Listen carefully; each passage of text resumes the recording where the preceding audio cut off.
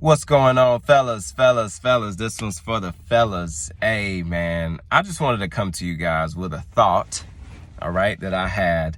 I've been consuming content probably for the past 2 years, right, just on social media, a lot of men's spaces. So if you're not aware, there's like a lot of men's spaces on social media, like the past couple years, especially after COVID. Like these things really blew up where men are coming and they're expressing themselves and they're discussing things that men discuss, right? And so I found myself consuming a lot of this content. However, what I noticed is that most of these is what I like to call PWI spaces. So they're predominantly white content spaces, right? So like the Joe Rogan podcast and stuff that's branched off of that type of content. And one thing that I've noticed is there's an emphasis on preparedness. So one thing that I like to do is I'm a firm believer that you can learn from anybody. You can learn from the racist man who doesn't like you. You can learn from the poor man, homeless man on the side of the street. Everybody has experience that you don't have that you can learn from. And being in these spaces, it was never alluded to specifically. But what I could tell is that in the white male community, there is a large group of men who are prepared for the worst case scenario. And what I've noticed is that these are tend to be associated with a lot of the organizations that get deemed racist.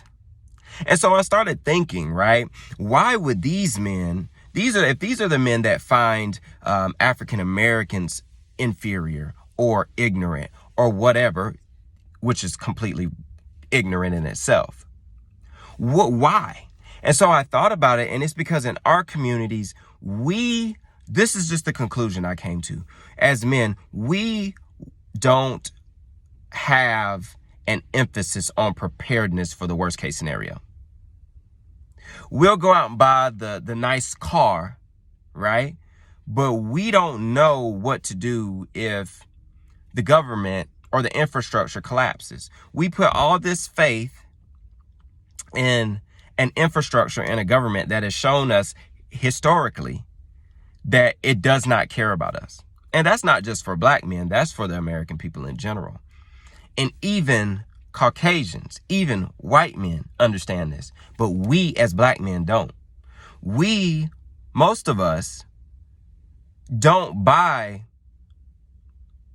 the things that are important. How much water do you have set aside to provide for yourself or your family if something happens to your water source?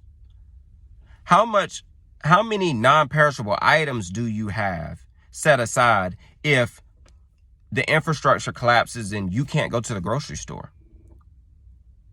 We'll buy shoes to put on the outside, buy clothes to put on the outside, but we don't ever consider growing our own food to make sure that we have a reliable source of things to fuel us. And I'm not saying that it's our fault or trying to condemn anybody who enjoys nice clothes, fashion, all that stuff is great. I enjoy it as well.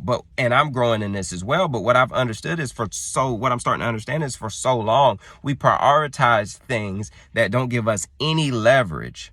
Let's take it biblical. Let's talk about the end times.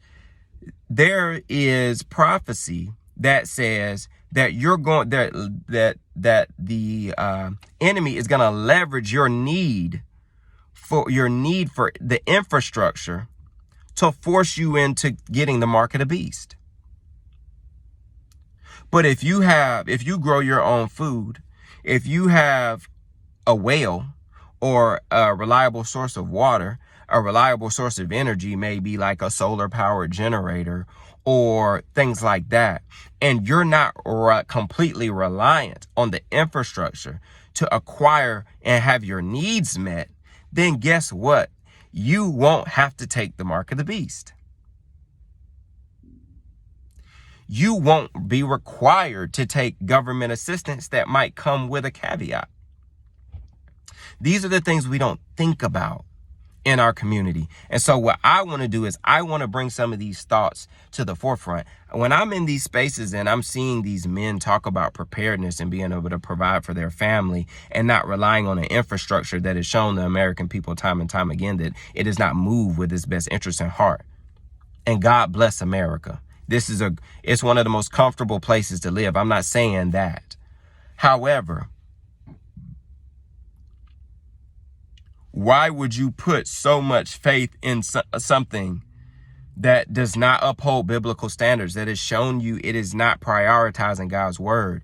This is an entity that is not moving in a way that is in agreement with God's word.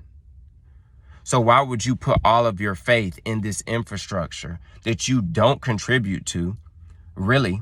In the grand scheme of things, you don't contribute to maintaining that. You don't have any real power in making sure your water supply is clean, that your energy is consistent. These are things we just need to start thinking about, man. And I just wanted to create some sort of content that is going to bring light to this. We're so focused on getting money to dollar bill. What other resources do you have?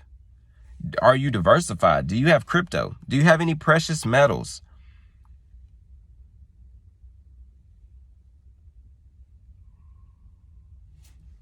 Just a little food for thought, man. As always, God bless. Y'all be blessed, and I hope y'all have a great day.